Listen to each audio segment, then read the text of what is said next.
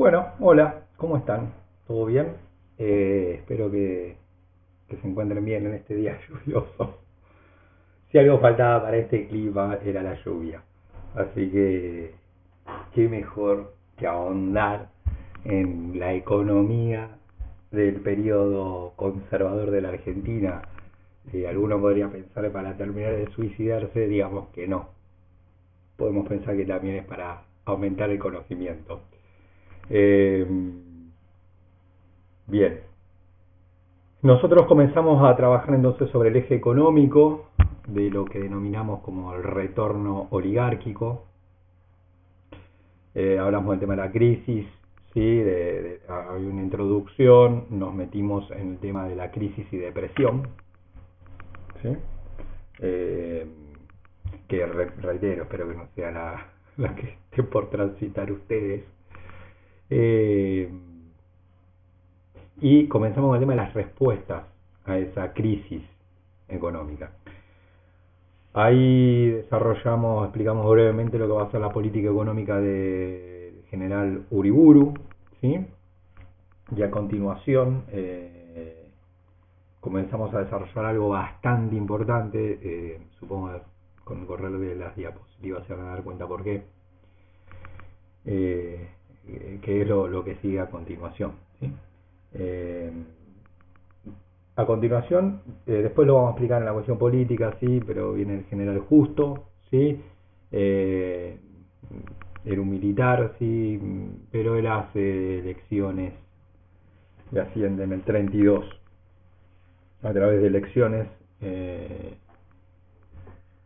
democráticas, sí, bueno, y llega a la presidencia. ¿Sí? Entonces Uriburu Justo, sí. Justo nombra como ministro de Economía, les pido que sí, el nombre tiene cierta importancia, nombra como, en realidad era ministro de Hacienda, a Federico Pinedo.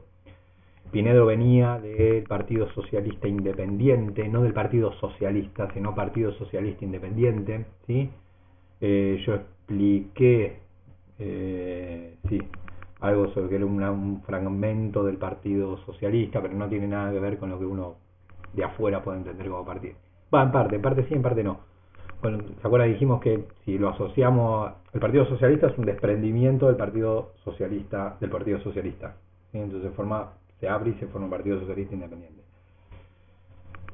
Nada, no es un partido de base trabajadora, ni trabajadores, en el sentido de trabajadores obreros los que forman el partido, ni, ni, ni los votantes, era una cuestión un poquito particular. Yo ahí dije que lo que sí tenía el Partido Socialista era personas que, digamos, que estaban en el partido, eran un par de figuras, tampoco eran muchos, pero que tenían cierto conocimiento técnico del manejo de economía, por ejemplo. Bueno, entonces ven la oportunidad durante la presidencia de Justo de ir a ocupar esos cargos políticos técnicos, sí, que el gobierno necesitaba, y bueno, ellos ingresan. Ahí es donde entra Pinedo.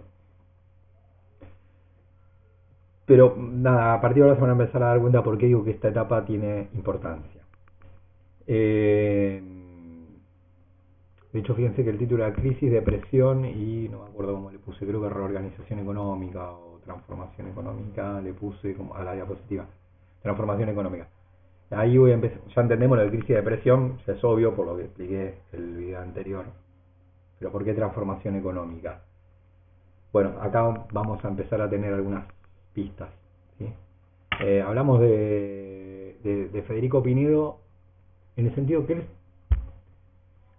él comienza como a hacer algo distinto en materia económica a lo que se venía haciendo en la Argentina, que se acuerdan que Uriburu más o menos siguió,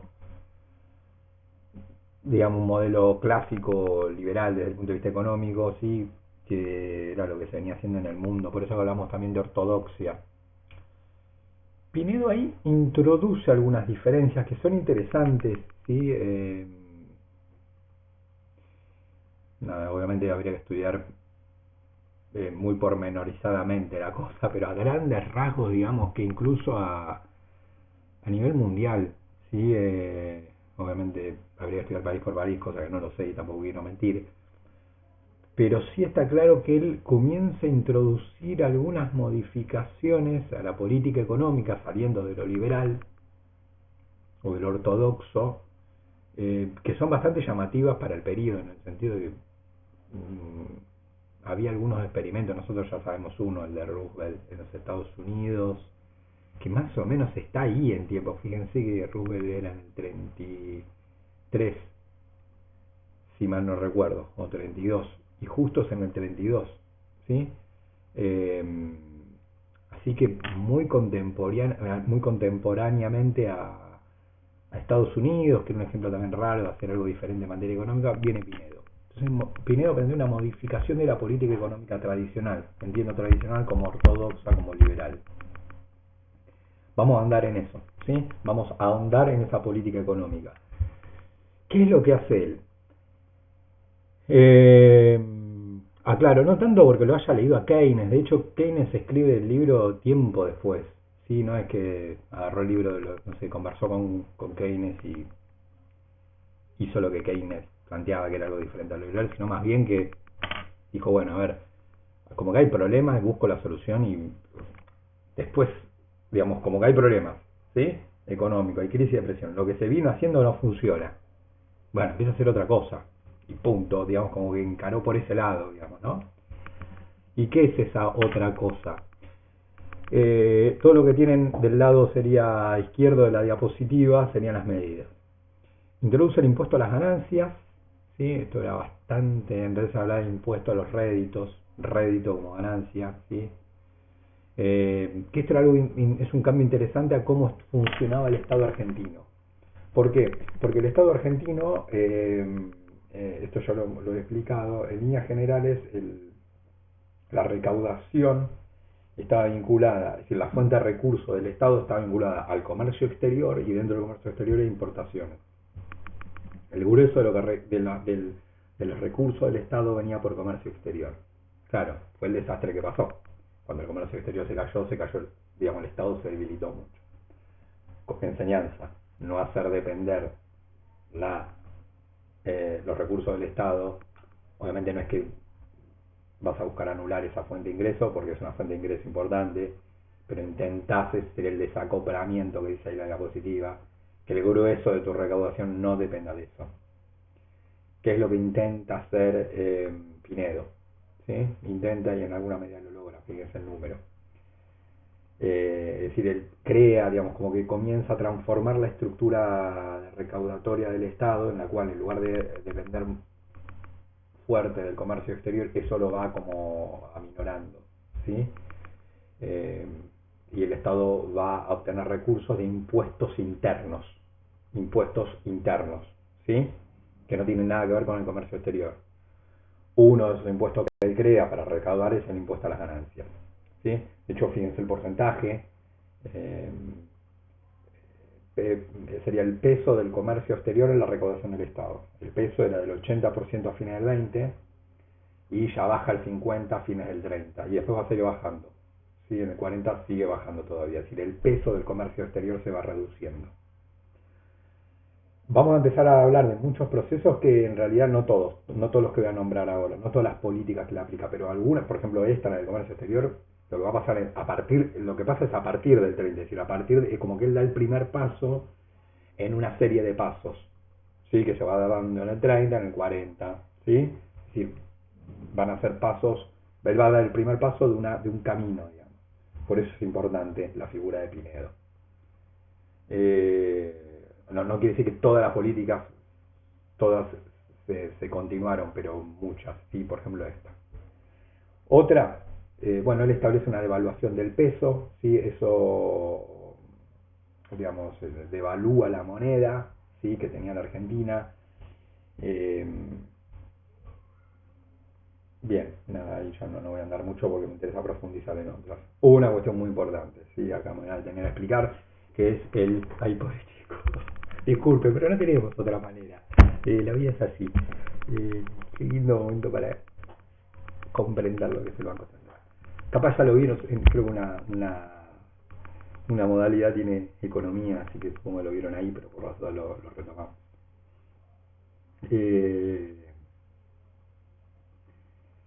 Bien, acá hay una cuestión muy importante, ¿sí? Acá me quiero detener, que es la creación del Banco Central. Primera cuestión, eh, empezamos diciendo que en el 30 es una de las enseñanzas de la crisis del 29. Es decir, ¿cuál era una de las enseñanzas? Que tenía que existir algún tipo de organismo o de entidad que controlara los bancos, porque los bancos podían, podían conducirse de una determinada manera que fuera irresponsable desde el punto de vista económico y quisiera, digamos, esa responsabilidad de los bancos podía generar que incluso la responsabilidad capaz de un banco podía generar irresponsabilidad. Lo que estoy diciendo es que la gente va a buscar la plata al banco y no está. Eso es responsabilidad, ¿sí? Sí, que no está. Entonces, eso genera digamos, aunque pasen dos bancos sobre 100, ya te termina contagiando a todos los otros, a las otras ahorristas de los otros bancos, ¿sí? Si voy a generar un pánico.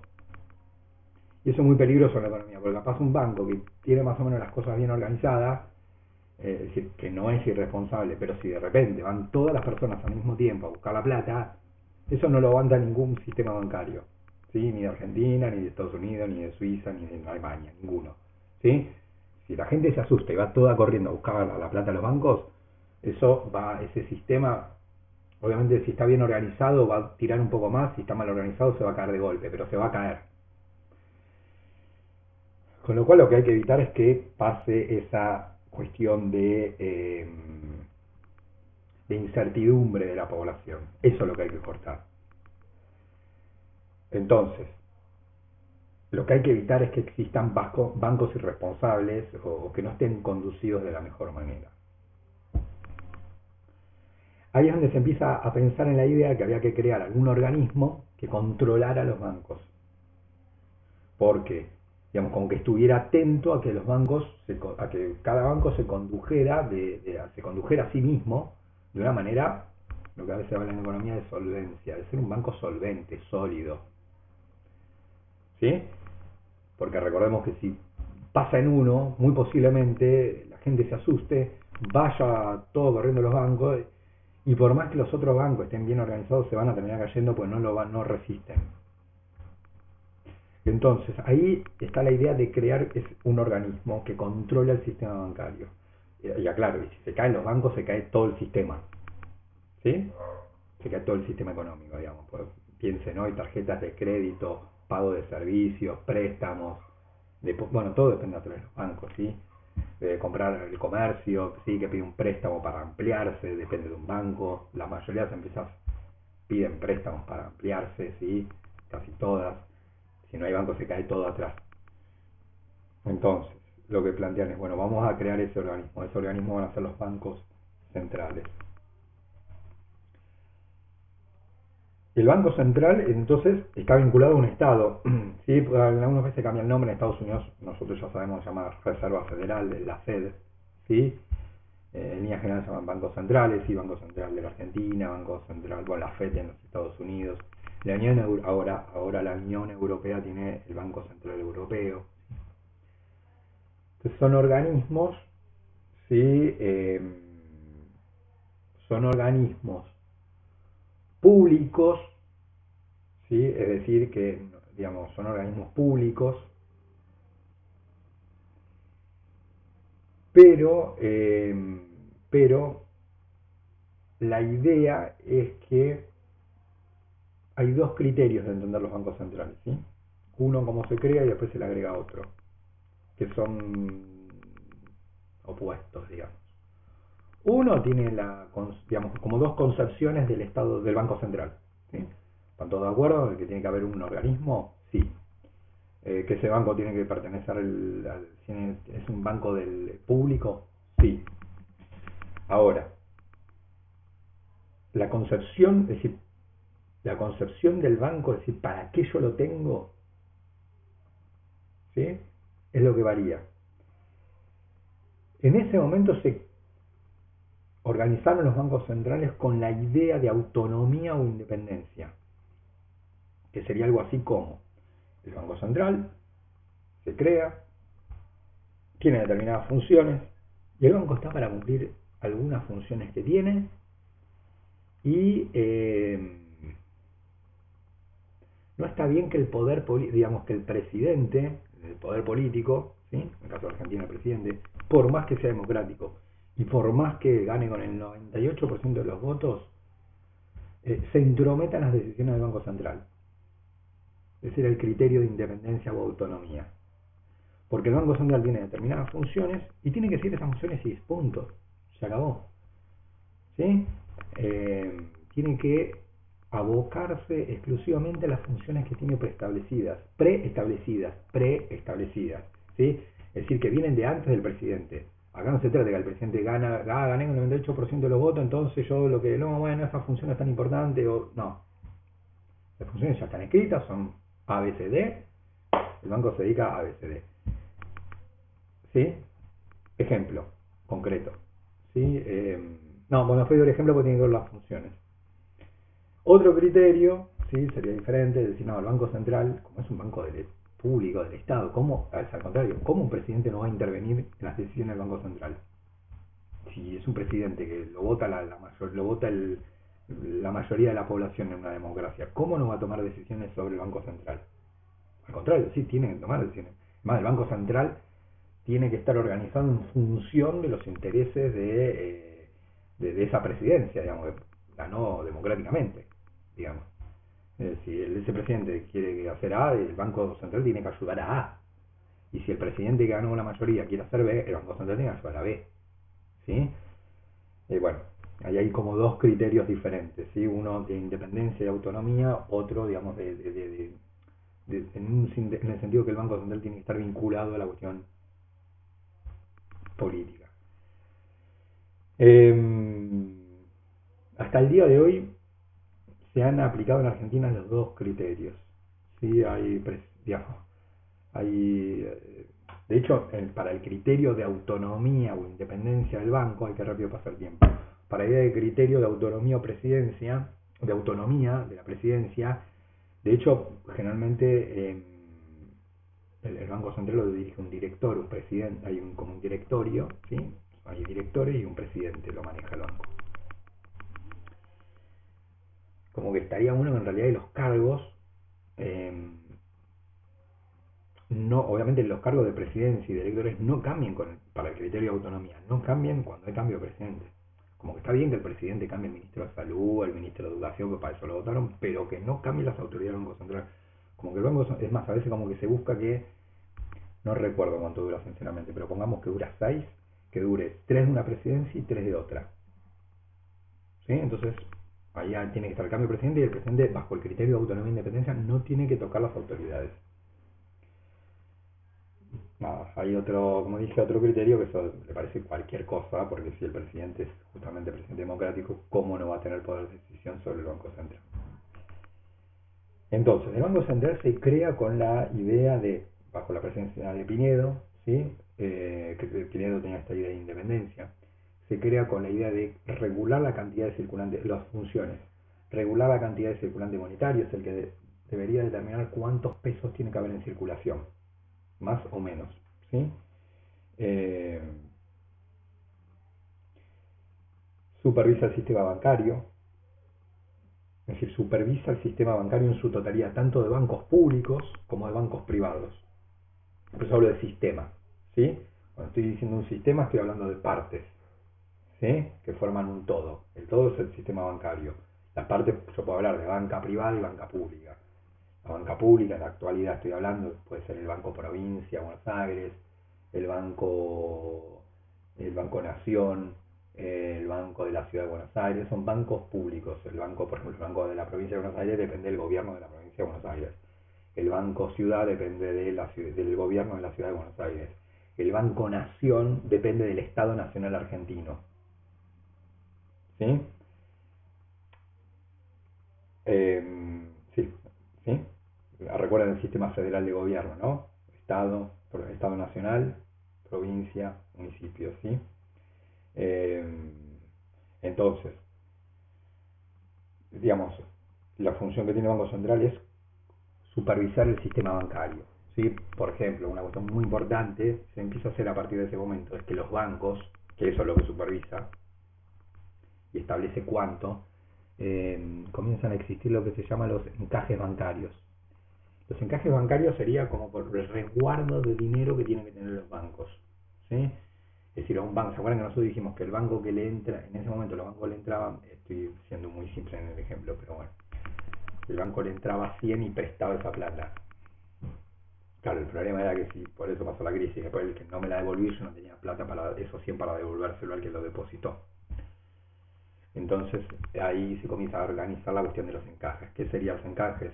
Lo que el Banco Central a mí me obliga a guardar. Si alguien viene a mi banco, Galicia, y pone 100 pesos, el Banco Central me dice, todo bien, pero los 100 pesos no los podés prestar, podés prestar 50. 50 los guardas en una caja, por si llega a haber una crisis. Y los otros 50, prestalos y cobrar interés y todo lo que vos quieras. Primero, ¿por qué 50 y no 40, no 20, no 80? ¿Por qué guardar 50? Bueno, eso lo determina el Banco Central, digamos, obviamente está estudiado, obviamente yo no lo sé, ¿sí? Pero hay una justificación, ¿sí? Pero sí eso, lo que sí les digo es que eso lo establece el Banco Central, ¿sí? Establece, dice tanto, puede variar un país más, menos. Incluso hay países que, bueno, Argentina ha hecho que como que cambia el porcentaje de encaje de acuerdo al momento económico, ¿sí? Eh, bueno, y controla que se haga, ¿no? Controla que eso se lleve a cabo. Eso era el control del sistema bancario, es decir, que yo voy buscando que los bancos tengan a su vez como una reserva, digamos, ante cualquier situación de inestabilidad económica. Por otro lado, el Banco Central es el que acumula reservas internacionales. Las divisas están en el Banco Central, que acá es el ejemplo que yo quería dar antes. También puedo hablar del circulante monetario. El circulante monetario es en pesos, ¿sí? Entonces, bajo el criterio de independencia, ¿sí? Bajo el criterio de independencia, la cantidad de pesos que tienen que haber en circulación la determina las autoridades del Banco Central. Con lo cual, como que es algo separado del presidente. ¿Se entiende? El presidente puede sacar un decreto diciendo, bueno, aumento los sueldos un 300%. Sí, si no están los pesos en circulación, no va a poder aumentar un 300%. Es como que lo podés sacar en un decreto, pero no va a pasar porque los pesos no están en circulación. Digamos, como que el presidente no tendría, digamos, bajo el criterio de independencia, no podría decir, bueno, impriman más, bajo el criterio de independencia, el presidente no podría decir, bueno, impriman más pesos porque quiero gastar en esto, en esto y en esto. ¿Sí? No podría hacerlo. Es por eso algunos lo discuten, ¿no? Dicen, ¿cómo un presidente no va a poder hacer eso? Sí, es presidente de la nación, ¿sí? Bajo el criterio de la autonomía eso no podría pasar. Es decir, si el Banco Central dice, este año se va a imprimir tanta cantidad de pesos, se imprime tanta cantidad de pesos, X. No es X más Y, es X. El presidente se tendrá que arreglar con esa plata. No hay más plata que esa. Bueno, ahí hay toda una discusión, ¿sí? Bueno, ni hablar de las reservas, ¿no? Que es el punto 3. Digamos, bajo el criterio de independencia, no puede decir, bueno, agarro los dólares del banco, por más que, no estoy hablando de desarrollo de la plata, ¿sí? Por más que sea un fin muy noble, no podría tocar las reservas, porque las reservas no son del presidente, ni siquiera son del Banco Nación. Vieron que hablamos de que existe el Banco Nación. Son del Banco Central. Bajo el criterio de independencia, esos dólares no se pueden tocar. Y por último, regula el tema del crédito. Bueno, es decir, cuánto tienen que ser las tasas de interés, más altas, más bajas. ¿Sí? Bueno, todo eso lo va regulando el Banco Central. Ah, claro, el Banco Central no tiene locales a la calle, digamos, obviamente tiene un lugar físico donde existe, pero ustedes no van a ver locales del Banco Central en San Martín ni en Capital, no tiene locales, no es un banco comercial público en el sentido que tiene locales a la calle, eso no es un banco cuya finalidad es la 4 que estoy mencionando ahí, para lo cual no necesita tener locales a la calle con propaganda y toda esta cuestión, ¿sí? Los bancos comerciales sí, ya sea públicos o privados, necesitan obviamente tener locales a la calle, hacer publicidad, ¿sí? Ofrecer sus productos, etcétera. No el Banco Central. Eh, entonces, eh, bien, ahora, se quedan con esas cuatro funciones. El Banco Central en líneas generales son las que tiene hasta el día de hoy. ¿Sí? Está de regular el circulante monetario, supervisar el sistema bancario, acumular las reservas y regular el crédito. Eh, el tema era quién iba a dirigir el banco, ¿no? Y ahí se piensa, bueno, dice, bueno, pongamos un directorio, ¿sí? ¿Quién va a dirigir el banco? Bueno, hagamos un directorio de 14 personas, ahí adentro va a estar el presidente del Banco Central, que no es el presidente de la nación, ¿sí? Y acá hay una cuestión bastante, ahí sí es bastante particular, porque dice, de los 14 directores, 3 va a poner el gobierno, los nombra el gobierno, 7 los bancos, si de ahí había bancos privados que nombraban a los directores del Banco Central, y 4 otros sectores de la economía nombran otros 4 directores. Y ahí llevamos los 14 que armamos el directorio, de ahí esos 14 va a estar el presidente del Banco Central y bueno, lo maneja. Acá es todo un tema, porque no sé si alguno ahí ya se da cuenta, pero el Banco Central, que tiene como función supervisar a los bancos, ¿sí? De hecho hasta los puede castigar si no cumplen con la normativa, ¿sí? Por ejemplo, no cumplen con los encajes. Pero el punto es que los directores del Banco Central lo iban a nombrar los propios bancos. Y en muchos casos eran bancos, muchos, la mayoría en ese momento, bancos extranjeros ingleses, que incluso permitían que, como se organizó en ese momento el Banco Central, que algún director fuera inglés. Esto es como que yo les diga ahora que el Banco Central tiene que controlar al Banco Galicia y al Banco Superville y al Banco HSBC, ¿no? Y el presidente del Banco Central lo nombra el Banco Galicia. Entonces dice, no, si el Banco Central, el director del Banco Central lo nombra el Banco Galicia, es obvio que ese director no va a castigar al Banco Galicia, que llevó al Banco Central por el Banco Galicia, no sé si se entiende. ¿Sí? Hay una cuestión bastante particular, sobre todo con el tema de los bancos que nombran directores, ¿sí? Pero bueno, eso funciona así. Y en muchos casos hasta la normativa de esto que decíamos permitía directores extranjeros, ¿sí? Eh, bien, la otra cuestión bueno, en ese momento, perdón, para terminar con la otra, se crea el Banco Central, ¿sí? A partir de que es el que existe hasta el día de hoy. El Banco Central de la República Argentina existe hasta el día de hoy en líneas generales con las funciones que dije antes. Vamos con la última, ¿sí? De esta tanda. Y Pinedo comienza a crear las juntas reguladoras de la producción. Él comienza a regular la producción, sobre todo la agroganadera, ¿sí? Eh, Él crea como juntas, em, sí, como organismos, entidades que lo que hacen es regular la producción. ¿Qué es lo que estaba sobre todo la agroganadera estaba en recontra en crisis? eh, y él lo hace, crea como un organismo que lo que se fija es regular la producción agroganadera. ¿En qué sentido? Van a regular las cantidades, porque ahí era un tema que como los precios del bien agrario tendían a la baja, ¿qué es lo que hacían los productores? Producían más para llegar a lo mismo, digamos. Si el precio cayó a la mitad, yo produzco lo que producía más otra mitad para ganar lo mismo. ¿Entienden? Es decir, que no importa. Es decir, como que si se cae el precio, yo sigo produzco más para ganar lo mismo que antes, en realidad. ¿Sí? Eh, pero eso es peligroso, porque si todos hacen lo mismo, va a haber cada vez más producción y si no hay demanda, el precio cada vez va a ir más para abajo. ¿Se entiende? Va a haber como que el desfasaje entre oferta y demanda, cada vez va a haber oferta, más oferta, más oferta, más. Por ello, la gente cada vez produce más para ganar lo mismo y ahí cada vez hay más oferta y la oferta y no hay demanda, entonces se cae cada vez más el precio, no es que se cae un escalón, se cae uno, después se cae 3, después se cae 6 y el precio cada vez más para abajo. Entonces lo que dicen, no, para tiene que haber alguien que regule la producción, ¿sí? Y ese alguien va a ser estas juntas reguladoras. ¿Y cuánto se produce de trigo? ¿Cuánto se produce de lino? ¿Cuánto se produce de lácteos? ¿Sí? Lo va regulando el Estado, la cantidad. Y además para algunos productos, algo bastante también particular, establece un precio sostén.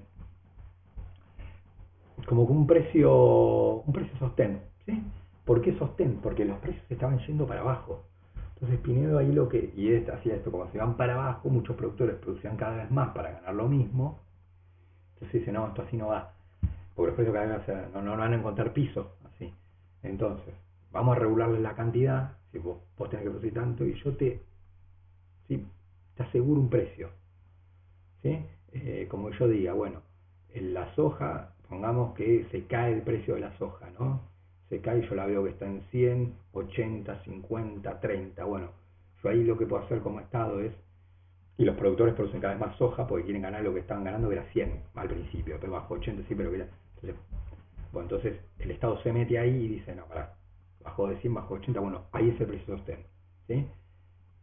El Estado te compra la producción 80. No importa, el mercado de demanda capaz siguió bajando y te está pagando 30. Bueno, no importa. Vos producís lo que yo te voy a pagar 80. ¿Sí? Vos producís esa cantidad que yo te digo, no produzca lo que a vos se te canta. Si vos producís esa cantidad que yo te digo, yo te pago 80. ¿Sí? Eh, Fíjense que hay como una regulación de la producción ahí, ¿no? Ya termino, no avanzo con la otra, ¿sí? Pero fíjense que ahí ya estoy viendo el tema de la transformación, ¿no? Hablamos de regular el sistema financiero y bancario, de regular la producción agroganadera, ¿sí? Bien, bueno, después pensé que iba mucho más rápido, bueno, sí, pues son muchas diapositivas, así que bueno, después iré más. Vamos a la 14, sí, son 23. Sí, bueno, vamos a ver si esta semana podemos terminar. Bueno, que tengan buenas tardes, chau chau.